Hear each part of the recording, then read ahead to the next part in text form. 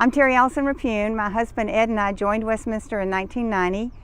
Our children, Allison and Andrew, were born, baptized, confirmed here, and Allison married Jacob Beck here, and her children will be baptized and go through the process again. In 2010, I was on the pastor nominating committee, and we were on a trip to visit a pastor in another city, and that weekend it started raining. Now, it had already been raining a little before, so the ground was kind of wet, but we didn't think anything about that.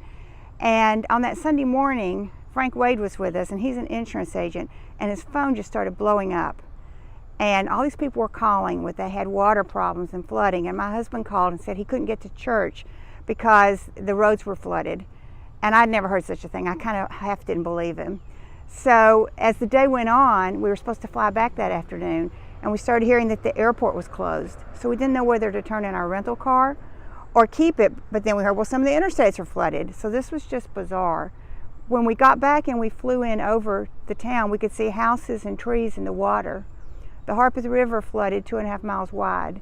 It was everywhere. It was just an incredible experience. And in our church in Westminster, we had 10 or 12 families who were devastated. Their homes were destroyed. And we really were just dumbfounded. We were all looking around at each other. Well, we had a team go to the Gulf for 5 years. The Katrina happened in 2005, and this was 2010. And so for the 5 years, about once a quarter, we sent a team down to the Gulf to work on the Katrina houses. Joe Gaines and Carson Sellier would lead a group. So we had a pretty good sized group that knew what it looked like to recover from a flood from the volunteer side. But we just certainly had no understanding what it felt like for the community. So we started meeting in the church parking lot, a group of people, and going out every day and working in our church members' homes, but then the neighbor. Then we connected with Hands on Nashville. Well, we heard that nobody's been out to Moss Rose Road, so we'd go send a team out there, what's going on out there. So we just started becoming a part of this organic process to try to help people get on their feet. And over the next 2.5 years, we brought 1,400 out-of-town volunteers here as a Presbyterian disaster assistance site. We took the youth area, they gave us their area, we built bunk beds, we built 36 bunk beds, we put hospital mattresses on them, we had 4 showers in the gym, and we had a kitchen and fellowship hall. And so we worked in over 350 houses until the very last home in case management was complete in early 2013.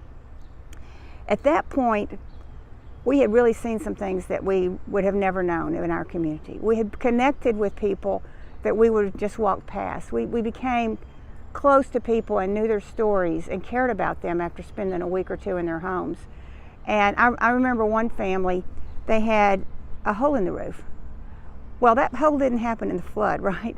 They had taped garbage bags to the ceiling to funnel the water into a garbage can. Because if you have a hole in the roof, the water comes into the house. We saw things like that over and over again. And at the end of our 2013, when we were looking at, what now, we had $100,000. Because the people that came here had, they paid $20 a night to stay in our church. Well, it didn't cost us $20 a night because the church didn't charge us. We just bought the food. They cooked their own food. So we had this funding. We had construction expertise. We had hired a construction supervisor, and we just decided to keep going. So we became Westminster Home Connection, which we're just a ministry of the church. We incorporated, we're a 501c3, but we're a part of the church. And since then, we now have 5 construction workers on the road every day. This is one of our trucks right here. I had them bring this today so that I could do this video, but every day we got 5 trucks out on the road working in homes. They spend a day or two in a home, they leave. Now that home is safe and functional for the person who lives in it. We did 228 homes last year. We're doing 20 a month this year. I think we're going to exceed 240, 250. Each one of those homes is a home that is preserved as affordable housing for the people who live in it. People will call us to come and put a handrail up. We go in and look, there's no lights in the kitchen. The toilets doesn't work.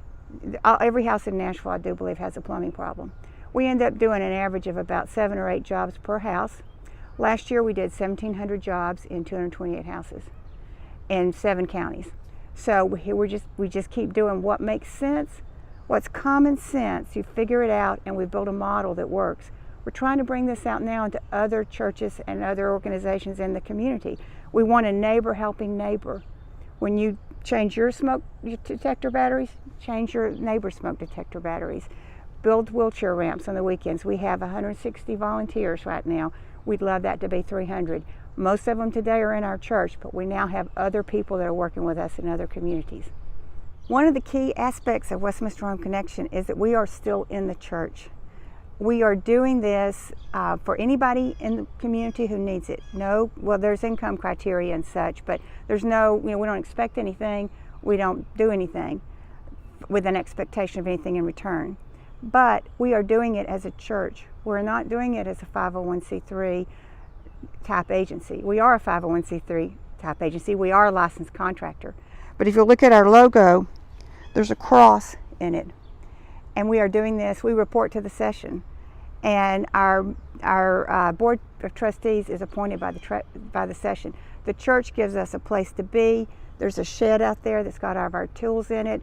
This is our truck. We park in the parking lot. We have office space up in the church. When the church did its big renovation several years ago, they built out our office space. We don't pay any rent.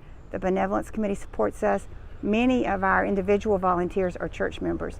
So we are out in the community in the name of Westminster, and we're spreading the awareness of Westminster and the hospitality and love into our community because that's what we're called to do.